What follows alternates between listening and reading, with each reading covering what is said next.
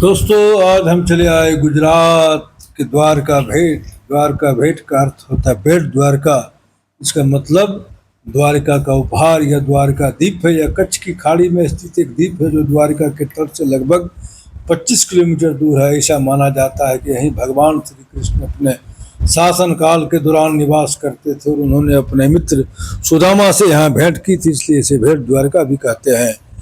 गुजराती भाषा में भेंट का अर्थ दीप होता है। यह माना जाता है कि इसी स्थान पर भगवान श्री कृष्ण और सुदामा की भेंट हुई थी। सुदामा चावल लेकर कृष्ण से मिलने आए थे, इसलिए यहाँ चावल दान देने की प्रथा है। जब भगवान ने 2 मुट्ठी चावल खाया, इसमें से पहले मुट्ठी जैसे ही भगवान श्री कृष्ण ने आहार लिया तो सुदामा को धन धन्य हो गया, और दूसरा कौर जैसे ही मारे भगवान श्री कृष्ण ने तो सोने का महल भगवान श्री कृष्ण के आशीर्वाद से सुदामा को हो गया। लेकिन जैसे ही तीसरा मुट्ठी वो खाने के लिए चाहे तो रुक्मिणी ने हाथ पकड़ लिया भगवान श्री कृष्ण का, क्योंकि रुक्मिणी को लगा कि भगवान श्री कृष्ण सारे संपत्ति को जो सुदामा को दे देंगे, इसलिए यहाँ पर 3 मुट्ठी चावल देने की परंपरा रही है। और आप जैसे ही 3 मुट्ठी चावल देंगे तो वहाँ पर आपको एक कूपन मिलेगा, और उस कूपन के माध्यम से आपको वहाँ पर कुछ दान देना है नहीं देना है वो आपके ऊपर डिपेंड करता है। लेकिन आपको वहाँ पर 2 मुट्ठी चावल मिलेगा।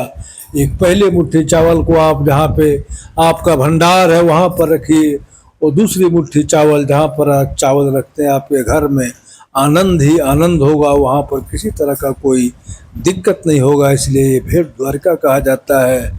और यहाँ पर द्वापर युग में भगवान श्री कृष्ण यहाँ पर अपने सारे मंत्रियों के साथ यहाँ पर रहते थे, और सारे सखी जो थी यहाँ पे रहती थी। चूँकि 8 पटरानी तो भगवान श्री कृष्ण को था ही, रुक्मिणी को भी भगवान श्री कृष्ण ने हर के ही लाया था। इसके अतिरिक्त 1600 अन्य जो